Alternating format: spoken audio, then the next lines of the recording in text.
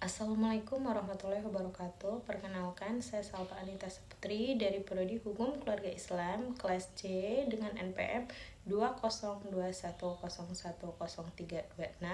Di sini saya ingin memenuhi tugas filsafat hukum Islam, yaitu presentasi mengenai tentang sifat dan karakteristik hukum Islam. Sifat dan karakteristik hukum Islam. Yang pertama ada sempurna. Sempurna artinya utuh, lengkap segalanya.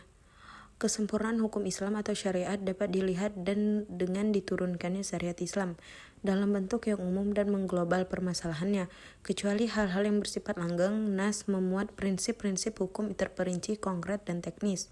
Syariat Islam dapat benar-benar menjadi petunjuk universal dengan bentuk yang umum dan global tersebut.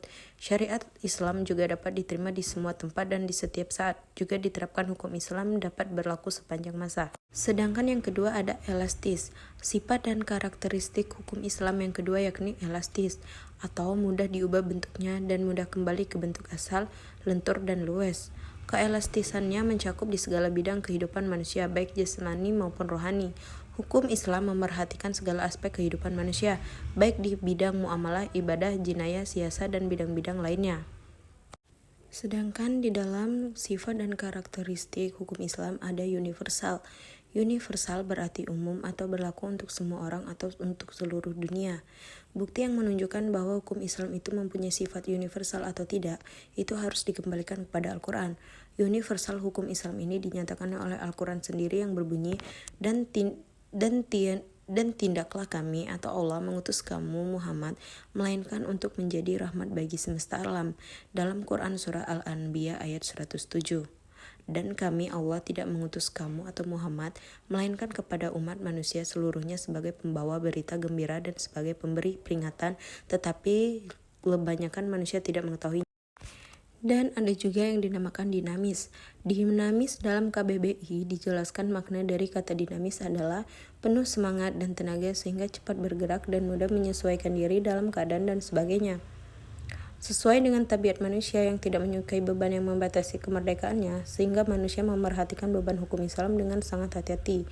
Manusia tidak akan bergerak untuk mengikuti perintah jika perintah itu tidak dapat menawan hatinya atau mempunyai daya dinamika. Sendi-sendi dari kedinamisan hukum Islam adalah: satu, meniadakan kepicikan, dan yang kedua, menyedikitkan tugas, dan yang ketiga, mensyariatkan hukum dengan cara berangsur-angsur, yang keempat, memerhatikan kemaslahatan manusia, dan yang kelima, ada mewujudkan keadilan yang merata. Ada juga yang dinamakan dengan sistematis. Syariat Islam bersifat sistematis, artinya ia mencerminkan sejumlah doktrinnya bertalian dan berhubungan di antara satu dengan lainnya secara logis. Beberapa lembaganya saling berhubungan satu dengan lainnya. Demikian pula dengan lembaganya. Pengadilan dalam Islam tidak akan memberikan hukum potong tangan bagi pencuri bila keadaan masyarakat sedang kacau dan terjadi kelaparan. Tidak akan memberikan hukuman rajam bagi pezina dan kebiasaan berpakaian yang belum diterapkan sebagaimana yang dikehendaki oleh hukum Islam itu sendiri.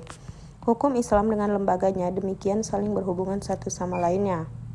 Hukum Islam tidak akan bisa dilaksanakan apabila diterapkan sebagian dan ditinggalkan sebagian lainnya. Hukum Islam bersifat ta'abudi dan ta'akuli. Al-Syatibi menyatakan bahwa ta'abudi adalah sesuatu di mana tujuan hukum dalam melembagakan hukum untuk membebaskan mukallaf dari perintah-perintah hawa nafsunya atau hawa, agar dia menjadi hamba Tuhan dengan sukarela atau ikhtiaran, sebagai dia juga hamba Tuhan secara alamiah atau idtiraran secara terpaksa, sedangkan ta'akuli adalah sebaliknya. Dalam sifat dan karakteristik hukum Islam ada juga yang dinamakan dengan sifat ta'abudi. Lebih jelasnya, ta'abudi adalah suatu bentuk ibadah yang tujuan utamanya untuk mendekati diri kepada Allah, yaitu beriman kepadanya dan segala konsekuensinya berupa ibadah yang mengandung sifat ta'abudi murni.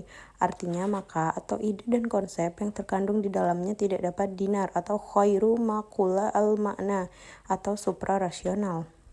Dan yang terakhir ada sifat ta'akuli. Kedua atau yakni ta'akuli berbentuk dalam bidang muamalah. Ta'akuli ini bersifat duniawi yang maknanya dapat dipahami oleh nalar atau maqullah al-makna atau rasional, maka manusia dapat menaklukkannya dengan bantuan nalar dan pemikiran manusia.